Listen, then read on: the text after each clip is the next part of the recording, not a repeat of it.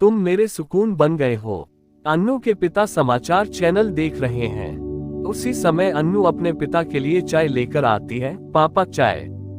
अन्नू, देख Leena, case solve हो गेलो। अन्नू के पिता ने चाय उठाते हुए कहा। टीवी पर लीना केस के बारे में ही समाचार दिखाया जा रहा था। तभी अन्नू के पिता के मोबाइल में एक कॉल आती है। दादा की खबर, आपनाके जे छेलेर कथा बोलेछिलाम और बाबा बोलछिलो नेक्स्ट संडे की अन्नू के देखते आस्ते पारबे। यानी भाई साहब, आपको जिस लड़के के बारे में बोला था उसके पिता अगले संडे अन्नू को देखने के लिए आना चाहते हैं। ठीक आछे आस्ते बोलूं, यानी ठीक है, आने को बोलिए।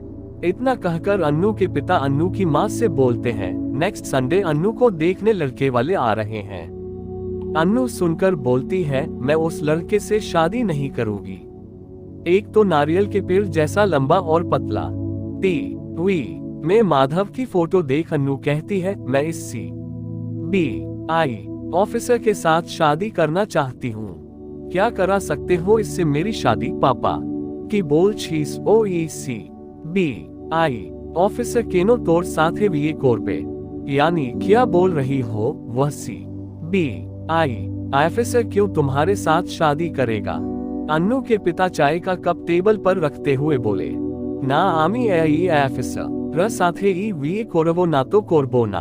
अन्नू मुस्कुराती हुई बोलती है, तुई की ऑफिसर के चिन्स है तो बड़ो ऑफिसर तोर मोतो पुलिस में एक केनो वी कोरबे। यानी तुम क्या इस ऑफिसर को पहचानती हो? इतना बड़ा ऑफिसर क्या तुम जैसी बेवकूफ लड़की से शादी करेगा?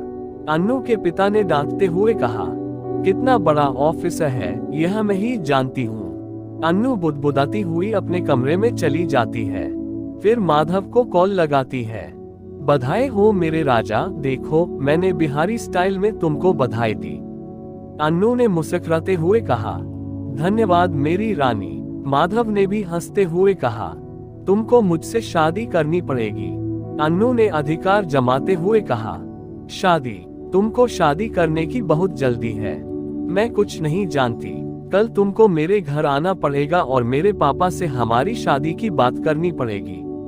अन्नू फिर अधिकार जमाते हुए बोली, शादी करना चाहता हूँ इसका मतलब ये तो नहीं कि अपनी शादी की बात खुद ही करूँ। आओगे कि नहीं? सीधे बोलो माधव। आओगे तो एक चीज खिलाऊंगी जिसको तुमने शायद कभी टेस्ट नहीं किया होगा। अन्नू मुस्कुराते हुई बोली, सच में खिलाओगी? कौन सी ऐसी चीज है जो टेस्ट करवाना चाहती हो जो मैंने अभी तक नहीं टेस्ट की है? माधव ने उत्सुकता पूर्वक पूछा। अरे ज्यादा एक्साइटेड मत हो, इलिस माछ झींगा मछली खिलाऊंगी, अपने हाथों का बना हुआ। अन्नू मुस्कुराते हुए बोली, हाँ, इलिस माछ का नाम बहुत सुना है और वह बंगाली महिला ही सबसे बेहतरीन बनाती है। ओके, मैं इलिस माछ खाने आऊंगा, पर शादी की बात मेरे मम्मी पापा ही करेंगे जो अगले संडे कोलकाता आ रहे हैं। तो ठीक है, कल शाम 4 बजे हावड़ा स्टेशन पर आ जाना। मैं भी हावड़ा स्टेशन पर शाम 4 बजे आ जाऊंगी और तुम्हें अपने घर ले आऊंगी। आई लव यू मुआ है। I love you too sweetheart. अगले दिन शाम ठीक 4 बजे माधव हावड़ा स्टेशन के 6 नंबर प्लेटफॉर्म पर पहुंचता है। अन्नू पहले से ही माधव का इंतजार कर रही है।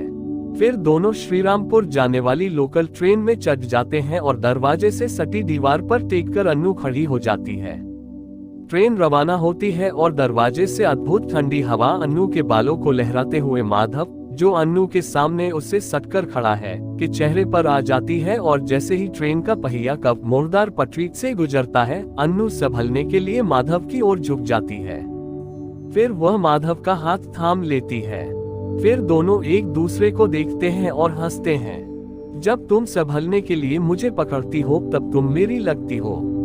माधव अन्नू के हाथों की उंगलियों को दबाते हुए कहता है, तुम्हारी हूँ और तुम्हारी ही रहूंगी। तुमसे अजीज अब मेरे लिए कोई नहीं। अन्नू माधव के हाथों को थामते हुए बोली। श्रीरामपुर स्टेशन आता है। दोनों ट्रेन से उतरते हैं। फिर रिक्शे पर बैठकर दोनों अन्नू के घर पहुंचते हैं। अन्नू के घर के बाहर का आंगन खूबसूरत फूलों की क्यारियों से भरा हुआ है। छोटे छोटे सजावटी पौधे देख माधव बहुत खुश हो जाता है। अन्नू बेल बजाती है। कुछ देर बाद अन्नू की माँ दरवाजा खोलती हैं और अन्नू के साथ न्यूज वाले CBI ऑफिसर को देख अचंभित रह जाती हैं। उसकी माँ का मुंह खुला का खुला रह जाता है। अन्नू अपनी माँ का मुंह बंद करती है, पर अन्नू की माँ चिल्लाकर कहती है, ओगो सोनछो देखो तुम्हार मेरे काके निये ऐसे छे, यानी सुनते हो देखो तुम्हारी बेटी किसे लेकर आई है। अन्नू के पिता जो टीवी देख रहे थे तुरंत कुर्सी से उठते हैं कि होए छे बोलते हुए दरवाजे की तरफ आते हैं। उनका भी मुंह खुला का खुला रह जाता है। अन्नू की माँ उसके पिता का मुंह बंद करती है। फिर अन्नू के पिता बोलते हैं, आसो बाबा भितरे आसो, यानी अंदर आओ बेटा। अन्नू के पिता और माधव में बहुत देर तक बातें होती हैं, कुछ लीना केस के बारे में और कुछ बिहार के बारे में। फिर अन्नू डिनर लगाती है और माधव के सामने बंगाली पकवान का ढेर लगा देती है। इलिश माछ का मलाई कड़ी जिसने एक बार खाया शायद जिंदगी भर इसके टेस्ट को न भूल पाया। माधव सारा खाना तो नहीं खा पाया, पर जितना खाया वह समझ चुका था कि बंगाली लड़की के साथ शादी के फायदे बहुत हैं। देखने में हॉट होने के साथ साथ खाना लाजवाब बनाती है। फिर भी अपनी माँ के हाथ के खाने जैसा स्वाद किसी में नहीं। मैं आपकी बेटी से प्यार करता हूँ और शादी भी करना चाहता हूँ, माधव ने एकाएक कह डाला, जैसे माधव को अपनी ही जुबान पर विश्वास नहीं हो पा रहा हो। अन्नू भी सुनकर हैरान हो गई। ये तो हमारी बेटी का भाग्य है जो तुम्हारे जैसा होनहार लड़का उसे पसंद करता है और शादी करना चाहता है।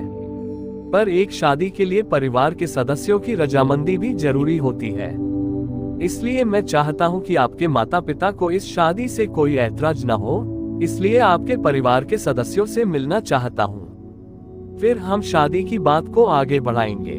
अन्नू के पिता ने बंगला में बात कही, मेरे मम्मी पापा अगले संडे कोलकाता आ रहे हैं और जैसे आपकी एक बेटी है वैसे मेरे मम्मी पापा की एकमात्र संतान मैं हूँ। मेरे मम्मी पापा राजी हैं। मैंने पहले ही उन लोगों से अन्नू के बारे में बात की है, इसलिए ही वे आ रहे हैं। पर मेरे परिवार में किसी को बंगला बोलनी नहीं आती। जिस तरह आपको हिंदी बोलने में परेशानी होती है फिर भी आप जोड़ जोड़कर बोल देते हैं, पर मेरे घर वाले बंगला नहीं जानते।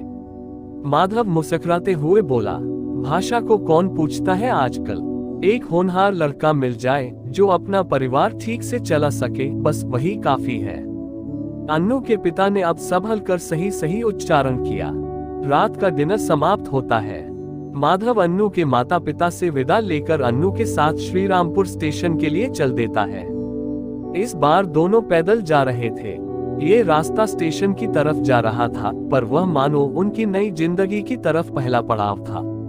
फिर माधव डाउन ट्रेन पकड़कर अपने घर की तरफ चल देता है।